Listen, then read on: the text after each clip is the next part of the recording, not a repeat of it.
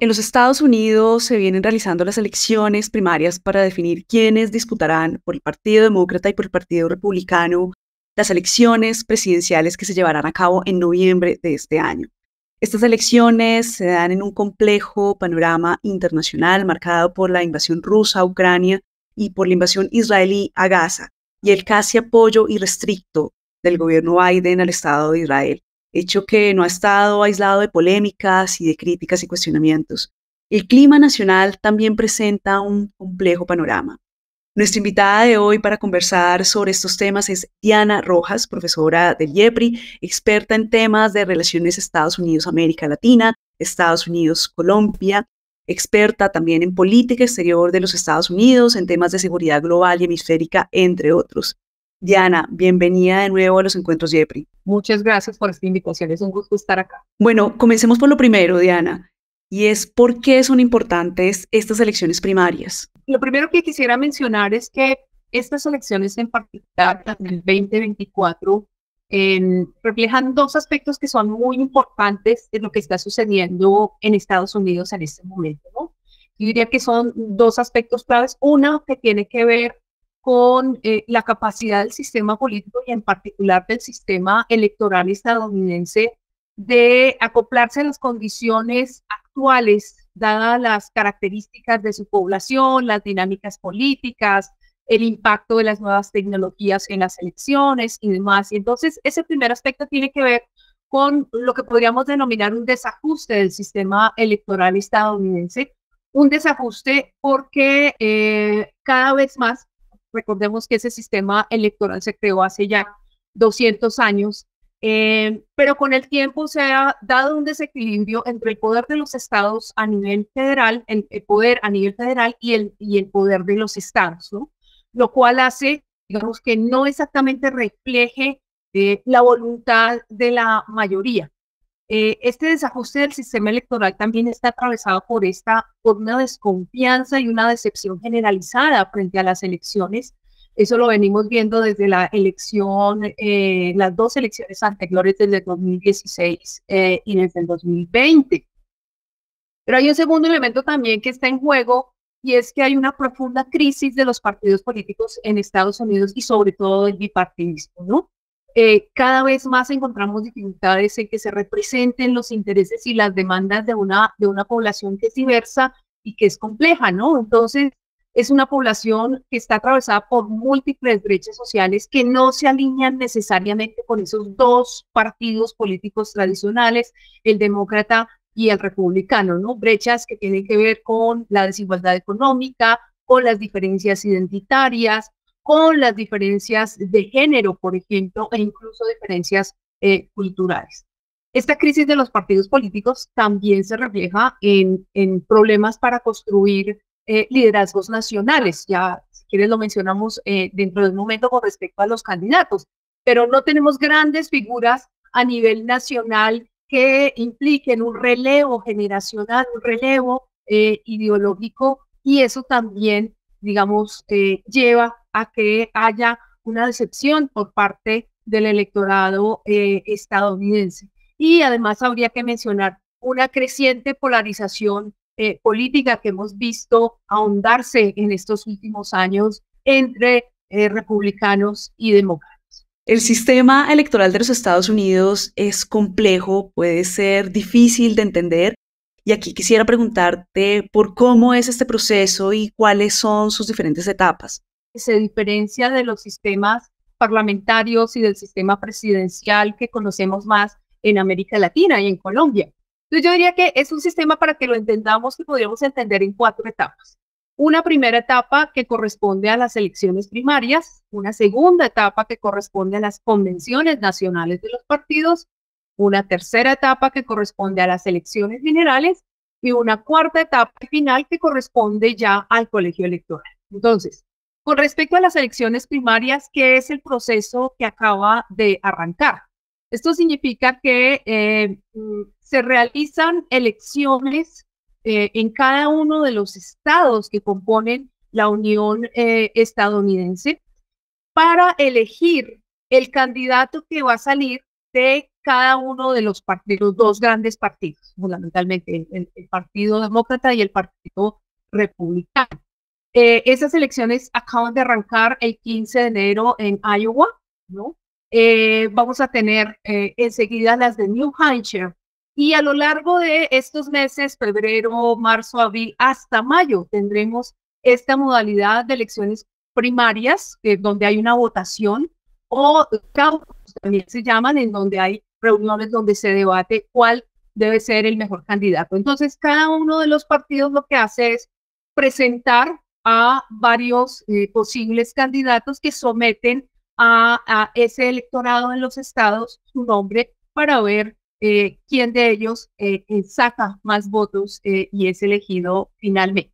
Aquí es importante en ese calendario de las primarias en Estados Unidos tener en cuenta que hay una fecha en particular que es la que se llama el Supermartes, que es a principios de marzo, este año va a ser el 5 de marzo, en donde son varios estados los que van a celebrar las elecciones simultáneamente. Y ese Supermartes le refleja a uno más o menos cuál va a ser la tendencia que se mantenga en adelante. Entonces, esa es la primera etapa, como les decía, en la que nos encontramos. La segunda etapa es ya la que corresponde a las convenciones nacionales. Una vez se da esta votación en primarias, ya se conoce el nombre del candidato que va a representar a cada uno de los partidos. En esas convenciones nacionales hay una proclamación de candidato. En el caso de los republicanos, su convención nacional va a ser del 15 al 18 de julio en Milwaukee, Wisconsin. Y la convención demócrata va a ser en el mes de agosto, del 19 al 22 de agosto, en la ciudad de Chicago, en Illinois. Entonces, se dan esas convenciones nacionales, ya quedan los dos candidatos que van a ir a la elección nacional. Mientras tanto, va a haber 3 debates presidenciales durante ese periodo, durante septiembre y octubre, y un debate entre los candidatos a la vicepresidencia.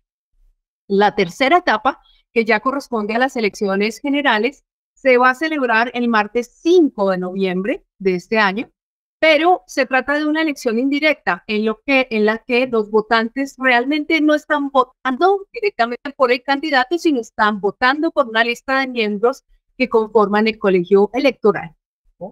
Y la etapa final, que es ya la del colegio electoral, entonces es la que finalmente vota para ya la elección de el ganador, pues quien va a resultar ganador de esa elección. Finalmente, la inauguración del nuevo mandato va a ser casi dentro de un año, el 20 de enero del 2025. Entonces, estas son las etapas de un largo y complejo proceso electoral. Hablemos ahora de los candidatos. ¿Quiénes son? Y acá quisiera resaltar que por el Partido Demócrata casi que solo escuchamos el nombre del actual presidente de los Estados Unidos, Joe Biden, mientras que por el lado de las candidaturas del Partido Republicano, hasta hace unos pocos días estaba en esta disputa Ron DeSantis, el actual gobernador de la Florida, quien abandonó la carrera hacia la presidencia de los Estados Unidos, pero queda Nikki Haley, exgobernadora de Carolina del Sur y exembajadora en la ONU, y por supuesto Donald Trump, que parece imparable a pesar de su inhabilidad para participar como candidato en los estados de Colorado y de Maine. ¿Qué más nos puedes comentar sobre los candidatos? Sobre los candidatos tenemos para esta ocasión varias particularidades, ¿no? En primer lugar, vamos a tener, se ha presentado solo una vez antes en la historia electoral de los Estados Unidos, que haya un expresidente que se presente a la reelección por segunda vez. Recordemos que Trump ya lo había hecho en el 2020, ¿no? Pero es no consecutiva. Generalmente los presidentes de Estados Unidos pueden tener 2 periodos, puede haber efectivamente reelección y generalmente se da de manera consecutiva, un primer mandato y luego un segundo mandato. En el caso de Trump, no, lo vamos a tener nuevamente en una segunda contienda para esa reelección. Además tenemos otro elemento que es particular y es que vuelve a repetirse la fórmula del 2020, o sea, Trump frente a Biden. O sea, esta contienda, digamos, más o menos, si, como se prevén y muestran las encuestas, se puede dar entre los dos candidatos sería de esas condiciones. Pero además, pues también estamos hablando de una elección en donde los candidatos ya tienen una edad considerable, ¿no? Que es un elemento que juega también a la hora de la elección. Bueno, dicho esto, y para retomarlo, efectivamente, el presidente Biden se presenta a la reelección. Uno de los asuntos claves tiene que ver con su edad, porque actualmente tiene 82 años, sería el presidente que mayor edad tendría en el momento de tener su cargo. Si llega a ser reelegido, terminaría con 86 años, por ejemplo, su segundo mandato. Además que hay que decir que al interior del Partido Demócrata realmente no se consolidó un liderazgo alternativo al de Joe Biden, ¿no? Lo cual en este momento puede pesar de manera negativa en las oportunidades que tiene Biden de ser reelegido. Una reciente encuesta mostraba su preocupación con respecto a su edad, a su condición de salud. Desafortunadamente, la vicepresidenta tampoco, digamos, pudo consolidar como una figura política fuerte, digamos, que pudiera tomar el relevo. Y hay, digamos que un par de candidatos demócratas que van a participar en la primaria, pero que tienen un perfil muy, muy bajo. La autora Marianne Williamson es una de ellas, y el representante de Minnesota, Dan Phillips, es otro, pero digamos que más o menos hasta este momento lo que está previsto es que Joe Biden prácticamente sea aclamado como el candidato del Partido Demócrata.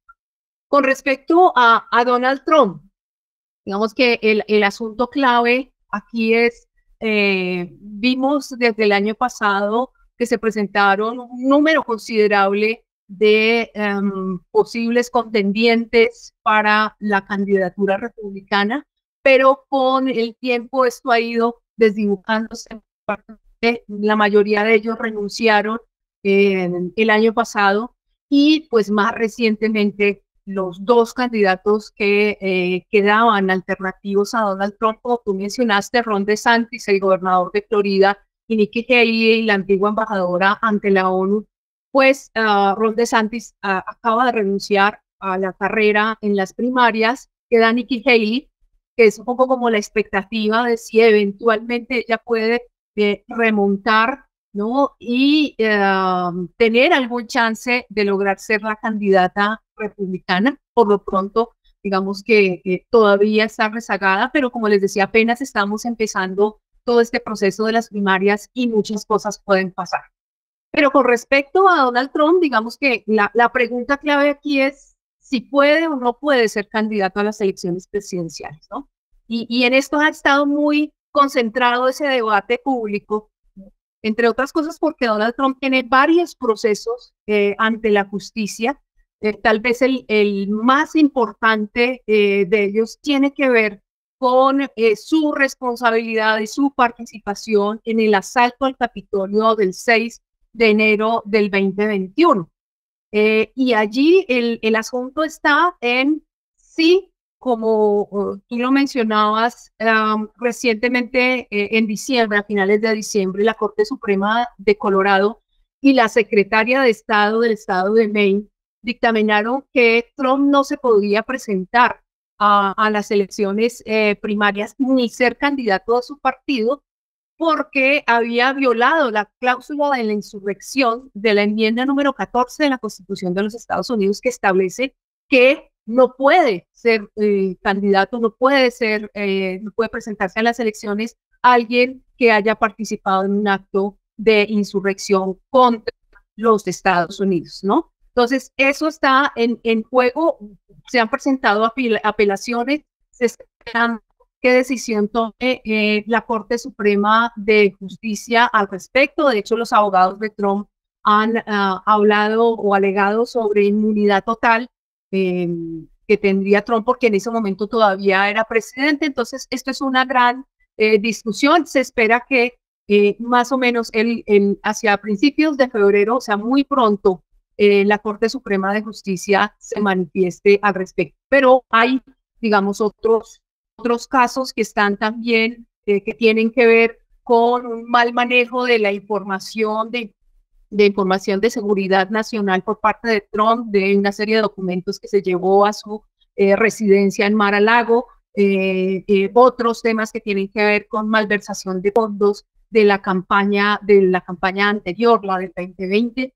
Entonces, bueno, todo eso hace que también sea muy sui generis esta campaña, porque tenemos un candidato que es muy fuertemente cuestionado y que tiene todos estos procesos pendientes. Pasemos al tema de la agenda nacional que ha estado presente en los debates de estas elecciones. ¿Cuáles son los principales temas que tú consideras han sido el centro también de esta disputa electoral? Yo creo que hay una agenda bastante amplia, pero digamos que hablemos de los temas centrales. Yo creo que el tema clave en estas elecciones es y seguirá siendo el tema migratorio. La crisis migratoria, digamos, ha puesto al gobierno de Biden contra las cuerdas, que no ha logrado resolverla, ¿no? Porque no se ha podido hacer la reforma migratoria, porque el número de migrantes que ha llegado en estos últimos años ha ido creciendo, y desde las filas republicanas, pues es uno de los temas de ataque muy fuertes frente al actual gobierno. Trump promete no solo volver a su mirada punitiva, restrictiva y mucho más agresiva en el manejo de la migración, con, por ejemplo, el tema del muro, sino además con anular una serie de leyes, ¿no?, que consagran derechos para los migrantes y para un manejo, digamos, más humanitario de la migración ilegal, ¿no? Entonces, ese va a ser uno de los temas claves. Otro tema tiene que ver con el estado de la economía, y aquí hay una paradoja, porque, bueno, sin duda, todo el mandato de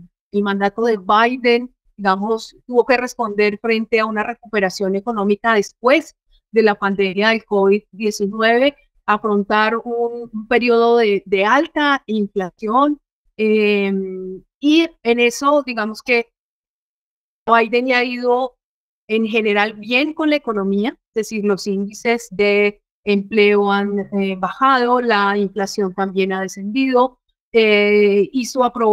logró que se aprobaran algunos planes de inversión, por ejemplo, en infraestructura para impulsar la economía estadounidense.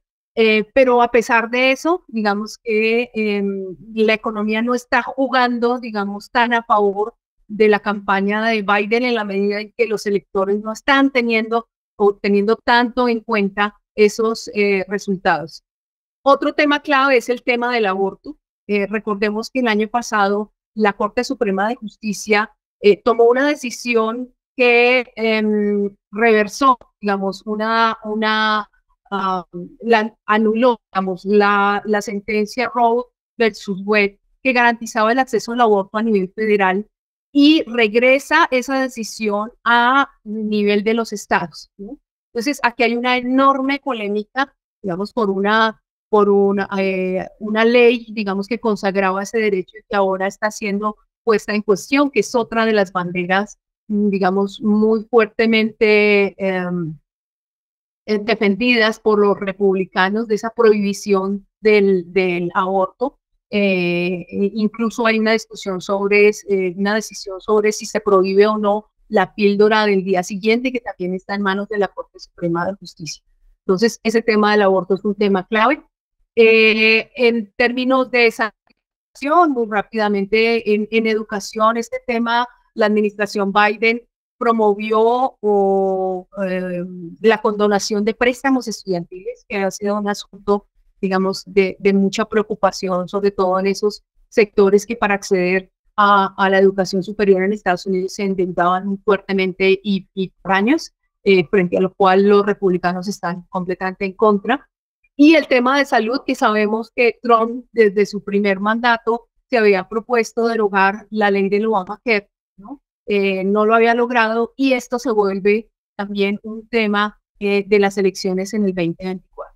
Eso con respecto a los temas internos. Y Diana, quiero que cerremos con el tema de la agenda internacional.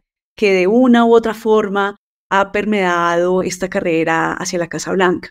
Normalmente, digamos, generalmente la política internacional no juega tanto ni pesa tanto en las elecciones presidenciales en Estados Unidos, pero estamos en un contexto bastante movido. Estados Unidos está en un escenario de guerra, ¿no? Primero con respecto al tema de la invasión rusa en Ucrania, ¿no? El apoyo, el respaldo militar contundente y económico que ha dado Estados Unidos es un asunto que se está debatiendo al interior de los partidos políticos, ¿no?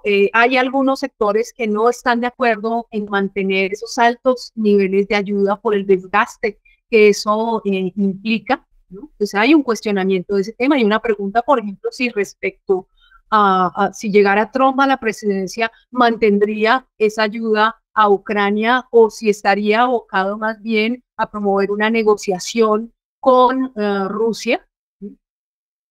Está el tema también más reciente de la guerra de Israel en Gaza, frente a lo cual, como es ampliamente sabido, pues Estados Unidos le ha dado un respaldo incondicional a Israel, no solo político y democrático, diplomático, sino también de carácter militar contundente, que ha generado también muchas críticas y mucha polémica al interior de los Estados Unidos, no solo en la comunidad musulmana que suele votar por el Partido Demócrata, el Partido de Biden, sino que además entre otros sectores, digamos, más liberales de la sociedad estadounidense, sectores académicos, estudiantes, etcétera, etcétera, que han criticado muy fuertemente esta estrategia de respaldo incondicional y que puede afectar, digamos, ese apoyo eventualmente a Biden.